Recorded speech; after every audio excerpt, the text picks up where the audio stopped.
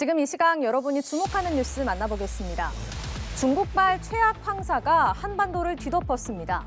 서울 등 내륙 곳곳에서는 올 들어 처음으로 먼지 경보가 발령됐는데요. 주말까지도 탁한 공기가 이어질 거란 예보입니다. 환경부는 주말까지 고농도 먼지가 나타나는 만큼 바깥 활동 시 보건용 마스크를 착용하는 등 호흡기 건강 관리에 유의해 줄 것을 당부했습니다. 김재훈 기자입니다. 국립환경과학원에서 미세먼지를 예측한 영상입니다. 붉은색으로 표현되는 고농도 모래먼지가 중국에서 한반도로 연신 넘어옵니다. 올봄 최악의 황사가 한반도로 날아왔습니다. 서울 등 수도권은 미세먼지 농도가 세제곱미터당 400마이크로그램까지 올라 연평균치의 10배를 웃돌았습니다.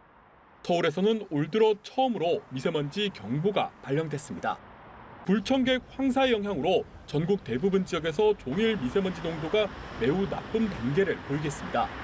특히 황사와 함께 약한 비구름도 유입돼 내륙에서는 흙비가 내리는 곳도 있겠습니다. 답답한 공기는 주말에도 이어질 전망입니다. 우리나라 상공에 모래먼지가 남아있는 데다 중국발 초미세먼지도 덩달아 날아들면서 공기가 무척 탁하겠습니다. 고비사막과 내몽골고원에서 발원한 황사는 28일과 29일 비와 섞여 내리겠고 비가 그친 이후에도 30일까지 전국적으로 황사의 영향을 받겠습니다. 이번 황사와 초미세먼지는 일요일까지 영향을 준 뒤 다음 주 초에 해소되겠습니다.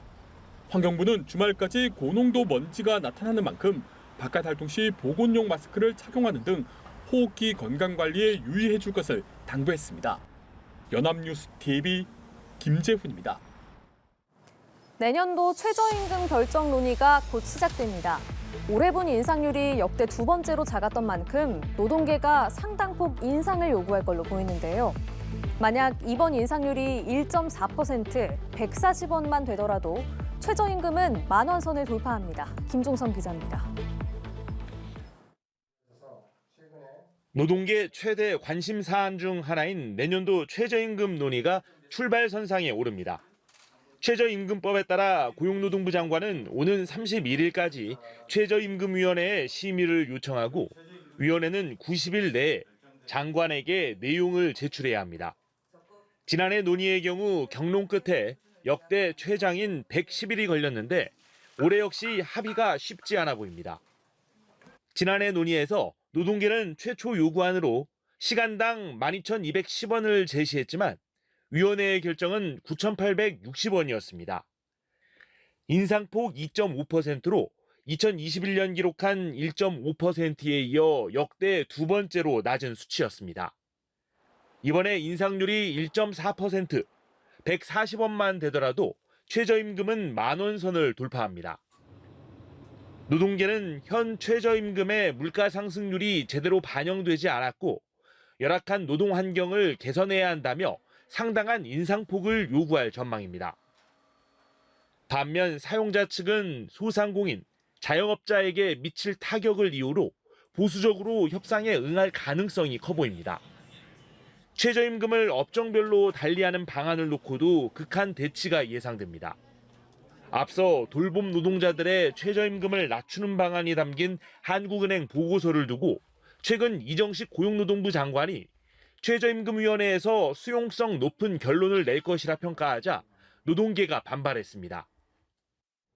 장관이 발언은 노사공이 모여서 결정하는 최저임금위원회에 정부가 노골적으로 개입하는 것으로 최저임금위원회의 공정성과 독립성, 중립성을 훼손한 것이라고 또 생각합니다. 한편 현 위원회 위원들의 임기가 5월 13일에 끝나는 만큼 본격적인 심의는 새 위원들이 위촉된 뒤 시작될 전망입니다. 연합뉴스TV 김종성입니다. 스마트폰 하나만 있으면 물건이나 서비스 구입도 국경 없이 자유롭게 할 수 있는 세상입니다.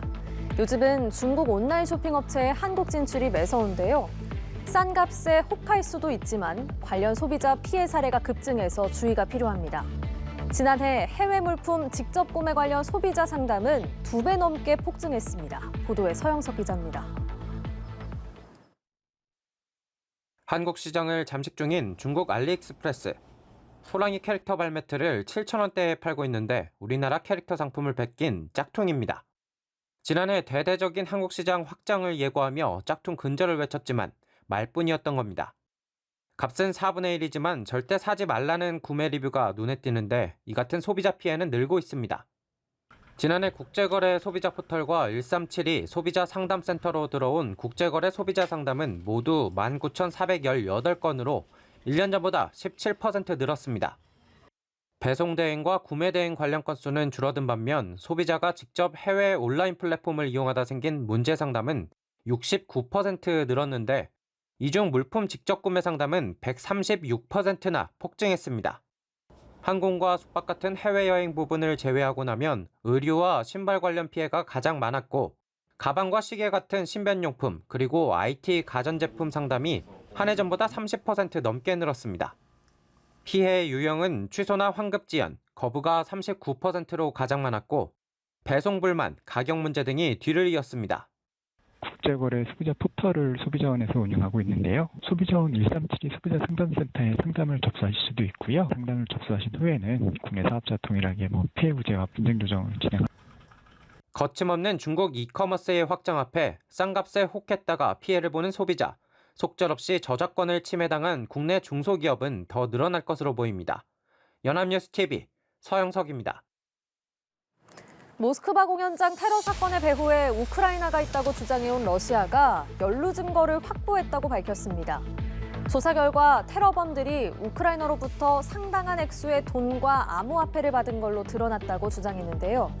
하지만 미국은 러시아 측 발표를 근거 없는 선동이라며 일축했습니다. 이치동 기자입니다.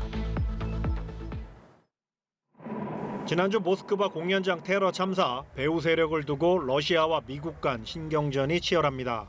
러시아 연방조사위원회는 우크라이나 민족주의자들이 이번 사건에 연루됐다는 증거를 확보했다고 발표했습니다. Имеются подтвержденные данные о поступлении исполнителям теракта значительных сумм денежных средств и криптовалюты из Украины, которые использовались при подготовке преступления. 이슬람 극단주의 무장 세력 IS가 테러를 감행했지만 우크라이나와 미국 등 서방 세계가 사주한 거라는 그간의 주장과 궤를 같이 하는 겁니다. 미국 백악관은 러시아 대통령실 크렘린궁이 비상식적인 선동을 하고 있다고 비난했습니다. First, I want to just take a moment to respond to the nonsense and the propaganda that we've been seeing coming from the Kremlin and the Russian government over the past few days about the ISIS terrorist attack on the concert hall, which 이번 일은 의심의 여지 없이 IS의 지시라고 강조했습니다. 모스크바 테러의 주체임을 자처한 IS는 공개적으로 미국과 유럽에 대한 테러 공격도 독려하고 있습니다. 러시아에서 한 것처럼 무슬림을 위한 복수 차원에서 필요한 일이라고 주장하고 있습니다. 러시아 당국은 지난 22일 모스크바 외곽 크로커스 시티홀 공연장에서 벌어진 총기 난사 공격, 용의자 4명을 체포해 집단 테러 혐의로 재판에 넘겼습니다. 이번 사건으로 사망한 사람은 어린이 5명을 포함해 총 143명으로 늘었습니다. 연합뉴스 이치동입니다.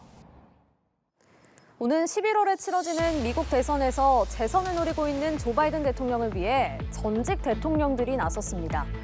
버락 오바마, 빌 클린턴 전 대통령이 함께한 자리에서 300억 원이 넘는 선거 자금이 모였는데요. 한편 경쟁자인 도널드 트럼프 전 대통령은 막대한 돈을 각종 소송 비용으로 쓰고 있어서 자금 동원에서는 바이든 대통령에게 크게 밀리고 있습니다. 한미희 기자입니다. 세계에서 가장 큰 실내 공연장인 뉴욕 라디오시티 뮤직홀. 토니상 시상식이 열리는 이곳에 미국 민주당의 전현직 대통령 3명이 모였습니다. 조 바이든 대통령의 선거자금 모금을 위한 행사인데 티켓 판매로만 2,500만 달러, 약 340억 원이 모였습니다. 정치자금 기부금인 티켓 가격은 약 34만 원부터 시작하는데 3명의 대통령과 사진을 찍으려면 1억 3천만 원을 내야 합니다.